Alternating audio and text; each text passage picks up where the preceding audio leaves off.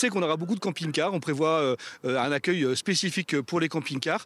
On a également beaucoup de familles qui comptent venir. On le sait puisqu'on a évidemment des échos et on sait déjà que les gens commencent à se renseigner, notamment à l'Office de tourisme du Pays des Herbiers, notamment à la ville des Herbiers. Et donc on essaie de faire en sorte que les personnes qui veulent venir assister au championnat de France de cyclisme soient les mieux accueillies possible, avec des zones qui seront vraiment à pied, des zones qui seront où on pourra circuler, des zones d'animation, des zones entre guillemets de repos.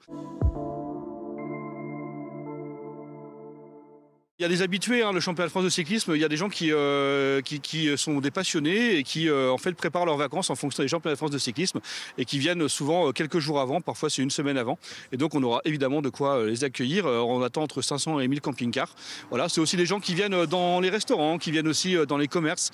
Donc voilà, c'est important qu'on puisse les accueillir du mieux que nous pouvons.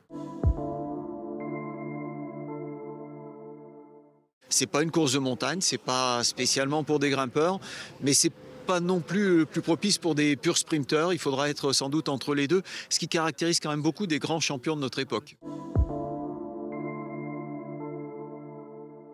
J'habite à 9 km précisément du départ et j'étais avant cycliste au Vélo Club Air Bretagne, donc c'est mes routes d'entraînement depuis que je suis tout petit.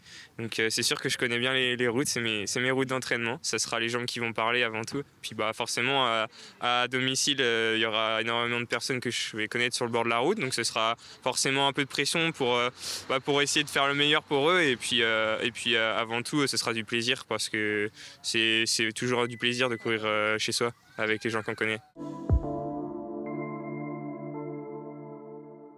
Je pense que c'est une terre de vélo, tout simplement. Il y a une ferveur importante quand on regarde la densité de clubs, d'organisations. Je crois qu'il y a environ 250 organisations par an en Vendée de courses cyclistes.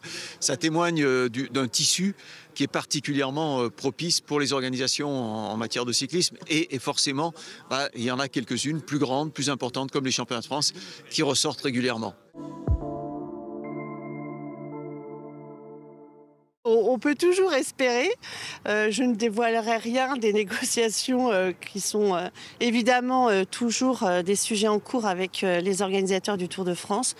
On travaille peut-être pour que la Vendée retrouve un départ du Tour de France, une arrivée ou une étape. En tout cas, on y travaille. Et pourquoi pas féminin.